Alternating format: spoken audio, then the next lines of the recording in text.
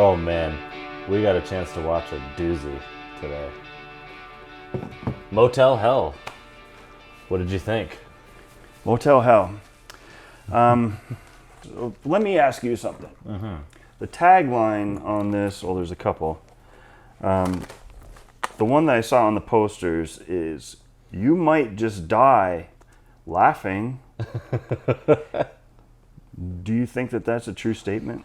The writers, Robert and Stephen Jaffe, they were talking about how they wanted to approach this movie like very like black comedy, like not one that's like absurdly comedic, Over the top. Yeah, and that's why they got satire. like and they got like a UK based director who could like play that fine line and everything like that. Okay. But it turns out it just ended up being like straight up satire, it seemed like. So Yeah.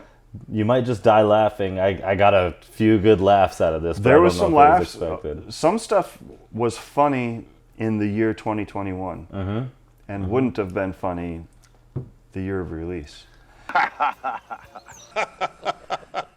This movie is 1980. Came out in 1980. Yep. It's about a farmer and his sister who run a motel in some backwoods town, small town. His younger brother is a sheriff, and they, I guess, lure people into their motel with ads, sexy ads, and also set traps on the road, and they capture people in several different ways to bury them up to their necks and fatten them up with goat pellets and a snorkel. Exactly. And then eventually bring them into the slaughterhouse and dismember them and make them into smoked meat. Yeah, Farmer Vincent's smoked meat.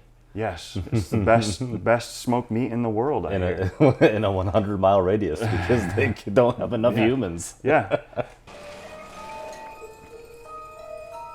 Oh, I love smoked meat. Yeah, me too, right in my mouth.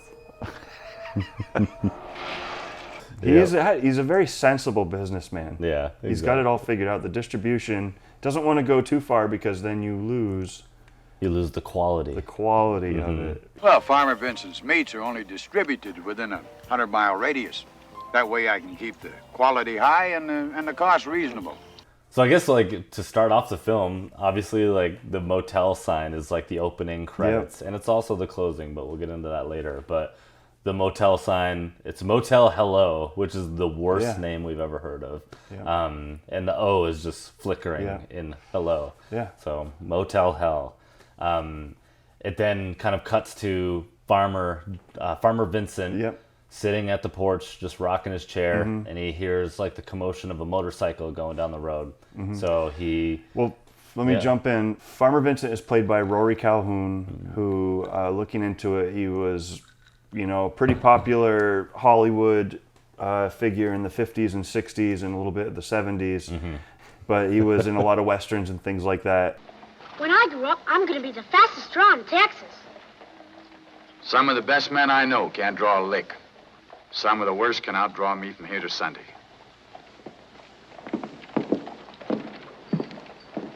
Asshole. What made me laugh was in the Wikipedia article, for some reason, they have a statement from his wife when they were getting divorced. And she was saying how one of the stipulations of the divorce was that he had slept with 79 other women. Holy shit. And his response was, you only got half of that. It's like a serial killer. You only know. Don't stop now. Now's when I need you, that I'm old and alone. Old? You're alone? Well, We can work out something. wait, we're on the air. Yeah, I mean, the only other thing I caught with Rory is that he was in a 1993 Tales from the Crypt episode. Oh, right. I don't remember which one it was, but he played a spider. So we will make sure we play that up. I don't know if he played a spider or someone named Spider, but it was somehow a spider. All right. Where are you going? I'm going to the bathroom. Doesn't look full to me, honey. Sit down. We see Rory for the first time, plays Farmer Vincent. Farmer Vincent's kind of rocking in his chair. He hears the commotion of a motorcycle, and that's over the noise of Wolfman Jack as a pastor on the TV, like all this loud noise. Amazing. That was the highlight of the movie for me, was Wolfman Jack being in this movie. It was awesome. I know, and you kind of clued me into who Wolfman Jack was, so for the audience, you might need to explain. I hope not. Wolfman Jack, famous, is like, in my opinion, the best radio DJ to ever live, ever. And he's got, just his name, Wolfman, you know, he loved horror movies. He kind of has a little bit of that spooky horror persona a little bit. Yep. In a lot of his photographs, he's got fangs in and stuff. He's just so cool. And like in the 60s, he would have his show broadcast on a Mexican border buster radio station that was like 5 times higher than the FCC limit, but they were just across the border in Mexico, so they blast his show all over North America. Like, you could get it across the entire United States. Shit. Just in case you don't think 250,000 watts will chatter your teeth, take a look at what it does to the picture in our camera. And if you place a fluorescent light and hold it next to the conduit... I can't get over this. So he got famous doing that, and then he moved on to TV shows, and he had some movie roles. He was in American Graffiti, which kind of blew up for him because he got like a percentage of a point for the movie's the profit. Oh, wow. So he made a ton of money off of that. Yeah, Wolfman Jack is amazing. It's tough to find his show because it's syndicated still. He died in 1995, but his show is syndicated. Sometimes stations will pick it up. On Internet Archive, there's some little snippets of his show, and on YouTube, there's some snippets too. It's worth finding and just letting it. There's like 4-hour stretches on YouTube of his show. Man. Just put it on in the background. It's good music, and him doing the DJ thing is amazing. So if you've never heard of him, check it out. If you have heard of him, I just reminded you how awesome he was. So go check it out again.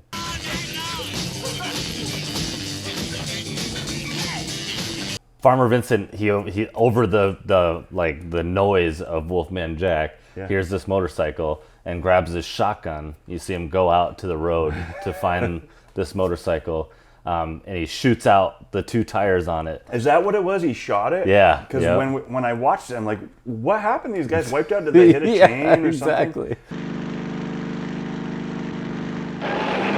Whoa, Jesus.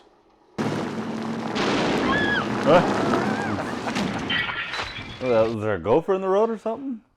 But even so, like, he shoots the tires out, they go off the road, and they just kind of speed wobble and crash. Yeah. And then apparently you're supposed to assume that they die, like, or at least the guy dies. Yes. He's gonna save them, right? He's taking them to the hospital. Yeah. That's what I assume. He was certainly careful with their necks and backs, like you're supposed to do with the accident victims. You know, what they always say when you get in an accident is just get up and move around. Yeah. You shake them, you slap them in the face to wake them up. Walk it off. So he's, after they get the boyfriend, he takes him, puts him in the bed of the truck, then grabs the girl who's still alive, as you can kind of see, puts her in the seat and brings her back to the motel. Yeah. And that's where you get to meet Ida, played by Nancy Parsons. She's like pretty famous for Porky's. Yes. She was in Porky's. Yes, Coach Balbricker. Yeah, Coach Balbricker. Jesus.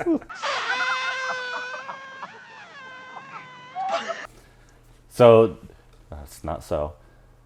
Farmer Vincent brings Terry into the motel where Ida is, but he puts Terry in a bed and lets her rest up. And the first thing Ida does is goes up and just puts her ear up to her chest and is like, she's gonna live, like she's a doctor. The next part of the movie, Sheriff Bruce shows up. Whoa! Oh, Chief Spano. Dirt roads, baby. Chief Spano too.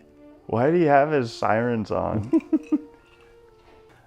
We're told that Sheriff Bruce is Farmer Vincent's younger brother. Mm-hmm. Later in the movie, I think it implies that he he moved out a long time ago or something like that. Yeah, they're not like closely tied. Right, but you don't really know if he's in with his brother. You assume that whatever his brother's up to, Sheriff Bruce is cool with, because he's the sheriff, and this farmer has things going on. So if you ever seen Nothing But Trouble, is kind of that situation, or so I thought. This movie's better than Nothing But Trouble, in my opinion, but if you've seen that, it's a similar thing. Terry wakes up from her overnight coma or whatever, and she's like, what is it, Bob? Is that her boyfriend's name? Bob, like that, yeah. And they're like, I'm sorry, he's dead. I will take this second to point out that Bob's got to be 30 years to 40 years older than Terry. Yeah.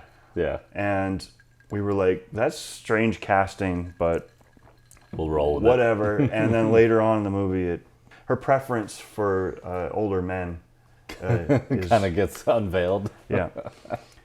So they tell her that, and she's a little bit distraught. Not really. She kind of is liking Farmer Vincent for taking care of her or whatever and rescuing her. So, and Sheriff Bruce like immediately falls in love with her. Yeah. It's like, I have to have this girl that just lost her boyfriend. This is the perfect moment for me to make advances on her. Yeah. So, a health inspector shows up because this is a business that sells food. So you got to deal with the FDA. The FDA health inspector shows up. He's like, hey, how's it going? And Farmer Vincent's like, oh, whatever you want to see, sir. Whatever you want to see. He takes him around. He inspects it.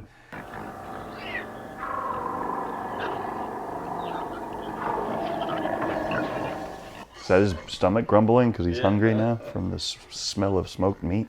So the inspector's looking around, and he falls in the mud puddle ass first, gets up, he's completely covered in mud. He walks over to his car, doesn't take his coat off, he just sits in the car and drives away. I know it's a work vehicle, but you don't treat a car like that. Exactly, especially a nice car like that was. Like, Bob, this is the third time you brought this car back with fucking mud all over the seat. What are you doing? But he does make the opportunity to come back. It's nighttime at that time. Yes. And he happens to discover this garden. Yeah. And he's kind of checking out like what looks like a bunch of burlap sacks on the ground. And he's like, what the hell are these? They're kind of moving around. Yeah. They're moving around very strangely. Exactly. But if you've seen the cover, the poster, or the cover of the DVD, you know what it is. You know exactly what it is. So he goes over and he rips the bag off the first one, and it just so happens the first one he opens is Terry's boyfriend. Yeah. And he's got his throat slit. Yeah. And he's like gurgling. Oh yeah, that's gnarly. That noise. And you were saying that the noises are from an authentic tracheotomy survivor. Yeah, exactly. Yeah. So like the funny part was that like they had everyone act out their own like gargles and zombie moans and stuff, and then they just dubbed it with this dude that had a tracheotomy and was like, I'll do as many voices as you want, and just kept going with it.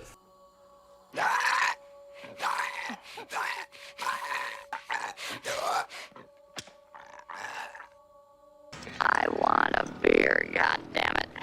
Close the goddamn door. You have a robot? So it's established what Farmer Vincent does and how he goes about getting victims. The next victim to come down the road, which I guess he can hear a car coming, and he'll go and set up a trap or something, we see a band's van, and it's Ivan and the Terribles. John Ratzenberger, who's Cliff from Cheers, is in the van. Oh, nice. And Farmer Vincent sets out bear traps for the van. He should set out van traps. Yeah, because it's not a bear. A little bear trap. The one thing I do have to say about that van party, though, is that like all the band members are partying in it. And there's one part where this dude is like looking to smoke a cigarette from another guy. And the guy's like passing him the cigarette. But he like put the cigarette in the wrong way. Yeah. Like put it burning end first. Yeah, he took a drag off the burning end. Oh my God. But that freaked me out. Whatever. But sorry, continue. I've seen people try to light the filter before, but I've never seen anybody try to take a drag with it backwards like that. No, except Kramer from Seinfeld. Yeah. That was on accident. They don't see the bear traps. They hit the bear traps, and it wrecks their van. Yeah. Completely annihilates the van. Exactly. Which was a cool van. It had Ivan and the Terribles painted on the side. Yeah, it was dope. After burying all the bodies, you see Ida and Vincent kind of talking about their spoils and like again the Thanos remark of there's too many people, all this stuff. That's his motivation. Yeah, and then it cuts to a picnic scene where it's Farmer Vincent, Ida, Terry, and Bruce. They're all just eating their meat and talking about how delicious it is and what kind of seasoning they're using. They're trying to put together like what this meat is all about. And he says like it's just pork with really good spices. But Ida's like hammered. You can tell there's like lipstick all over her face. And she's like, it's because we mixed the pork with. Yes. And then Farmer Vincent fucking gut punches her like Phil Collins in Trailer Park Boys. Yeah. Because he mixes the pork with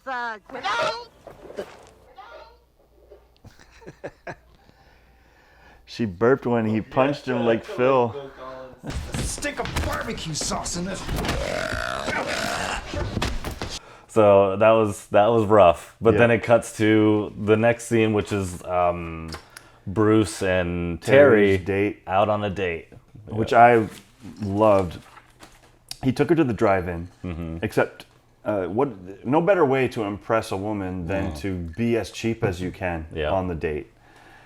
So he takes her to the make-out point. There's a bunch of cars, bunch of naked people in the cars. He turns on his siren like an asshole, and everybody runs around naked. Yeah. For whatever reason.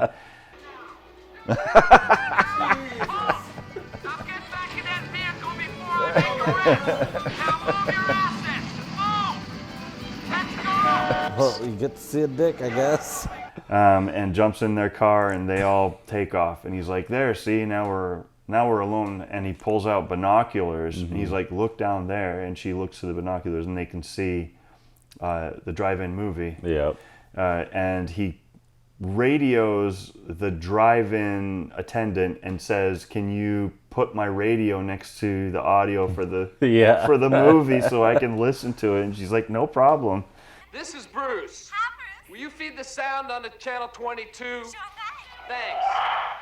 Why not just take her to the drive-in? Pay the fucking $3 for a goddamn car admission. He sounds friendly with the lady working there. She probably would have just let him go.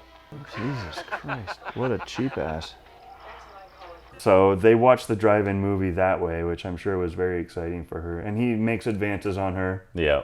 He goes full Biff Tannen. Yeah. Jumps right on her, and she's not really interested. Yeah. Because as we find out later, she's more interested in his brother, Farmer Vincent, because he's 60. And what kind of cuts it out is he gets a radio call from another scene that's happening. Oh, right. But Bruce is trying to help and like get out there, but he's stuck in a rivet in the makeout point. So he tries to push her out, and this is where another puddle of mud comes into play. He's rocking the car and then falls forward just face first into the mud. Yep. They're like, you know what? The first one was so good. Yeah. We got to do another mud puddle gag. It was classic. And this is where I'm thinking to myself, does this movie have a protagonist? Because there's no likable people in it. There's nobody who's like the hero. The sheriff is a sex fiend. Well, that's the whole thing. Is the whole time we're like, me and you, I think, said it a bunch. We're like, who are we supposed to like in this movie? There's nobody. And when it got to Bruce, we were like, okay, I guess this is who we're going to like. Yeah, our hero, the sheriff. So I don't know. I don't know who to like in this movie so far. So far, at the end, the very end, they give us somebody to root for, but Jesus. It takes a while. So we get to the next scene, which is Farmer Vincent goes up to the motel to see who's there, and it's like these two freaks that are just looking for a good time. They want to stay the night at the motel. It's basically they want to rent a room. Yeah. And well, they saw an ad in a sleazy magazine that this motel was down with what they were looking down to do. with. Exactly. And then Farmer Vincent and Ida kind of played along because the girl was kind of like, let's get out of here. It's kind of got weird vibes. But Vincent and Ida were like, we'll do it with you. Let's go. So they get a room, and then the next scene is like the chick's in the motel room with a whip and like a dominatrix outfit. Yeah. She's like breaking everything with the damn whip. And then the dude comes out in just a full-on skirt with his chest hair all hanging out. And she told him he had to shave and shit. And then like took the whip and just like whipped it right around his neck. And just pulled him in. If you can't take it, Then I'll take you. Whoa. Jesus. Warm me up. Let's get greasy.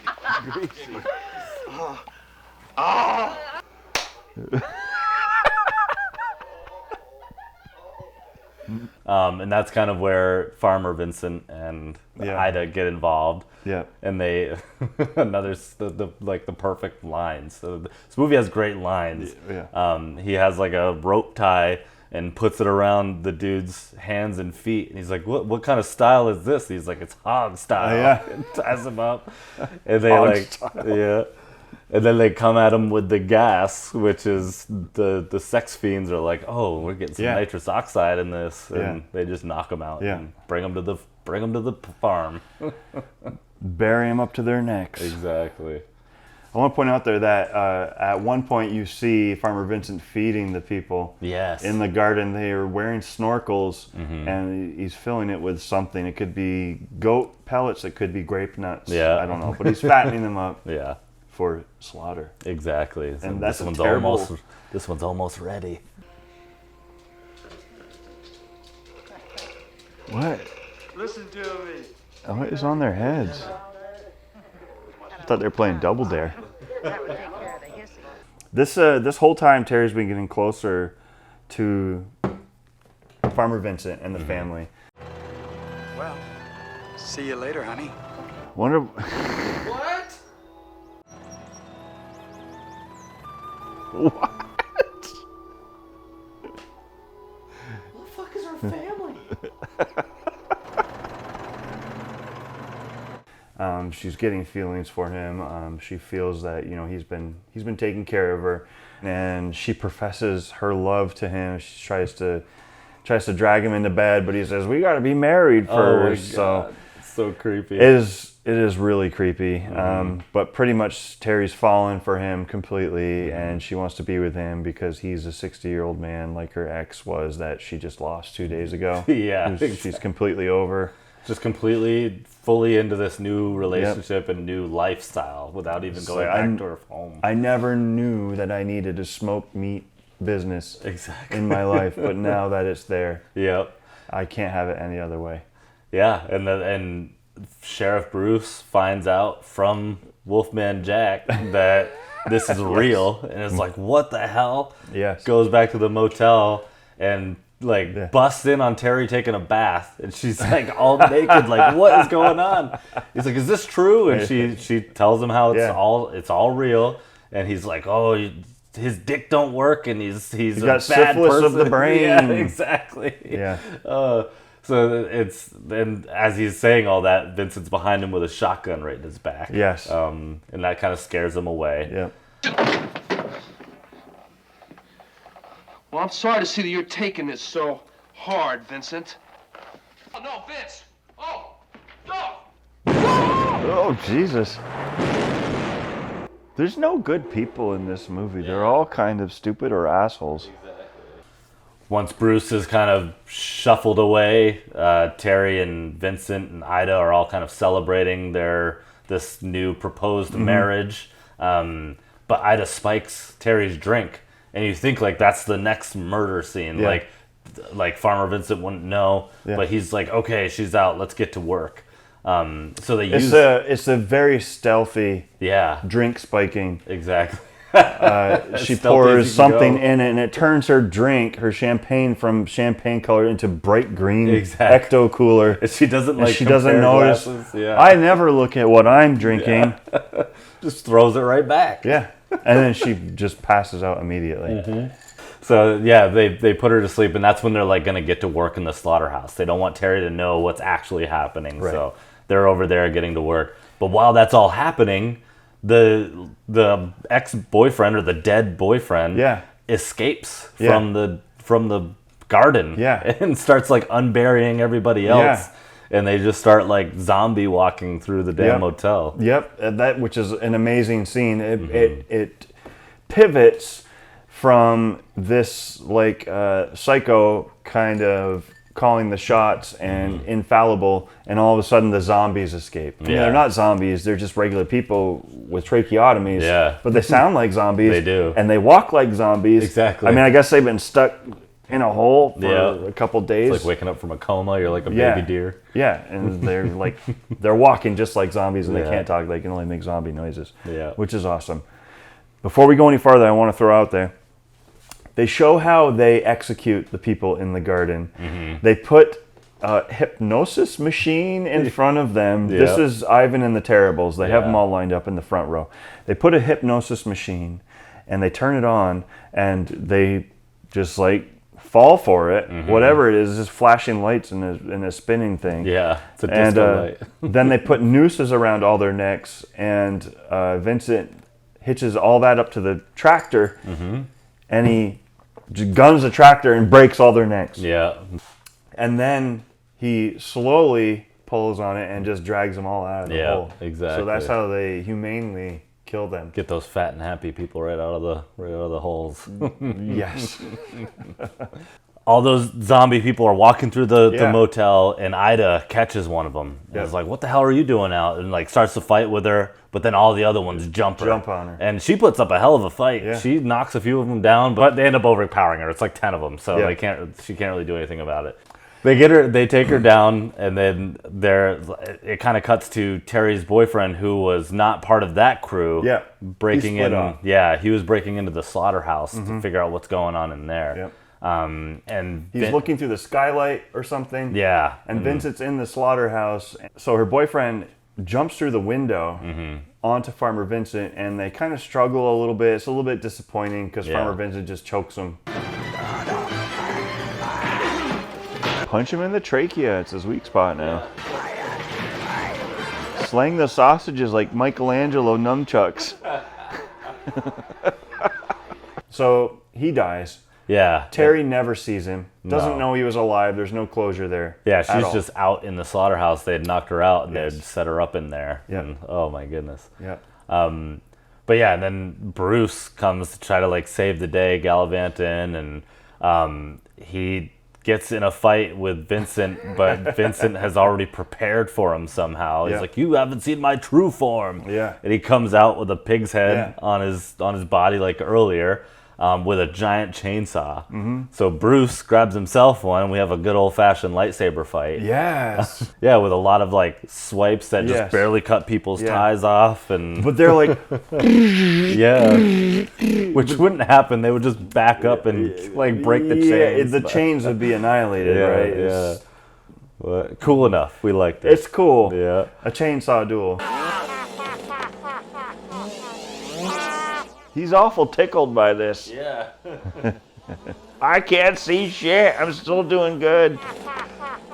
Yeah. And then so Farmer Vincent like somehow triggers a thing that like makes Terry go towards a bandsaw. They bump into the conveyor belt. Yeah, exactly.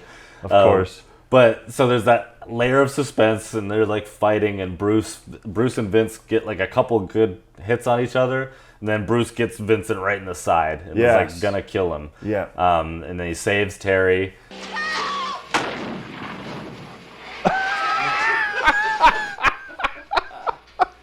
Yes. And they go over to Vincent, and it's like my favorite part. And I don't know if you wanna go into that part. You know, he has no regrets with how he lived his life, except for one thing. And that's that he used preservatives in the meat. Yeah. Not that there's humans. No. That he had to use preservatives. Oh my goodness. It's like a dirty old bar-ass hot dog. It's nitrates and nitrites. Yep. Full of them. You just don't microwave it because it'll go up in flames. We're not joking. Yeah. Do not do that. Yep. Do not do that. Yeah, and then Vincent leaves the garden and the motel to Bruce, but Bruce is like, I don't like any of this, and Terry's like, yeah, this is just a place we should leave behind, and then it goes over to the Motel Hell sign, and the O just goes, boom! Yeah, the sign explodes. Yeah, and the movie ends, and that's it. Yeah. It was Motel Hell the whole time. Oh my God, I can't believe I didn't see that. No, this is not Friday.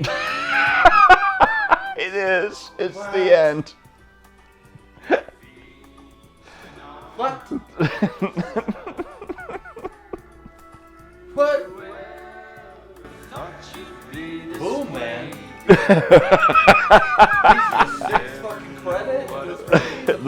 the Boom Man.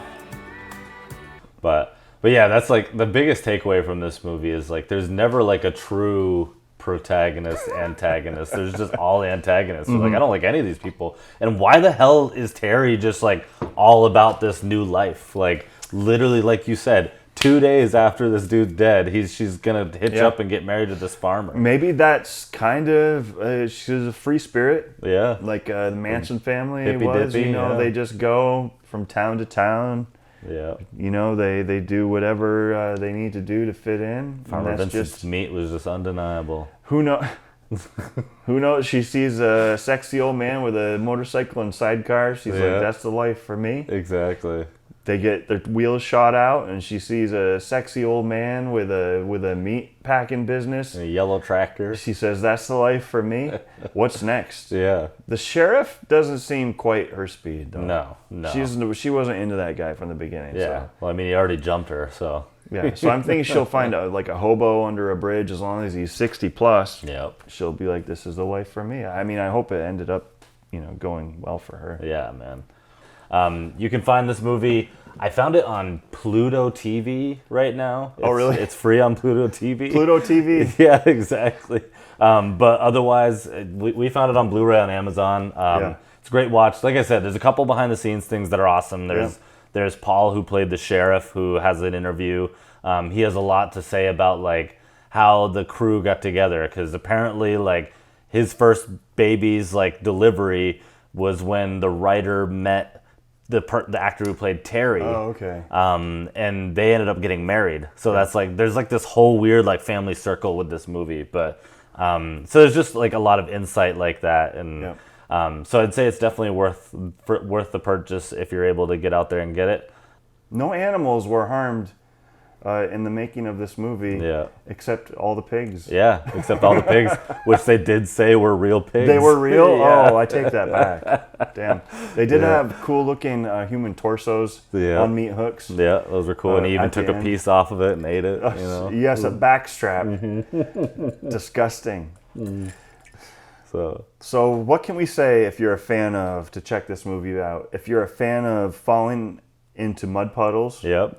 If you're a fan of Texas Chainsaw Massacre, which they're comparing Texas Chainsaw Massacre, even in the behind the scenes, he says like it's like as a child he saw that and was scared and wanted to like exercise that in this movie. But not be so dead serious about it. Yeah, but just watch Texas Chainsaw Massacre 2. Yeah, that's true. Yeah.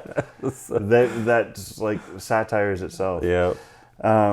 If you're a fan of smoked meat. Yep. Yeah, I love smoked meat. You know that. Smoked meat poutine at Peel Pub, Montreal. Yeah. There's a plug. Montreal, the actor from Scanners was from there. Yeah. If we want to link everything. Stephen Lack? Stephen Lack, yeah. He was from Montreal, bro. So, what else if you're a fan of? Oh, man. If you're a fan of, Trailer Park Boys, there's a lot of fart humor and like when she punctures the tube, it's just straight up a fart noise. It's a fart noise. And when she gets punched in the gut, it's Phil Collins. Yep. Completely. If you're a fan of tracheotomies and authentic tracheotomy sounds. Tracheotomies. If you're a fan of Planters, Yes. If you're a fan of Super Troopers, yes. Whatever your needs are, this movie delivers. I think that you could really reach and find a connection. Yeah, exactly.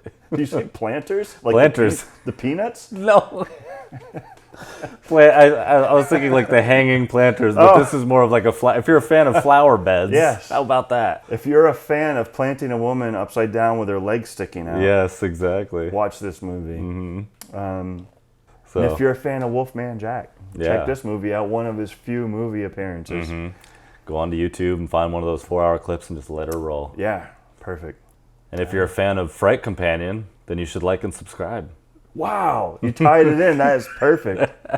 That's a beauty. Yeah, exactly. Totally. Cool. All right. Well, that's all I have to say about this movie. Yeah. Thanks so much. Yeah. We'll catch you next time. Thank you. Take it easy. Oh, cheers. Cheers. Woo. That was a clang. I was a little worried.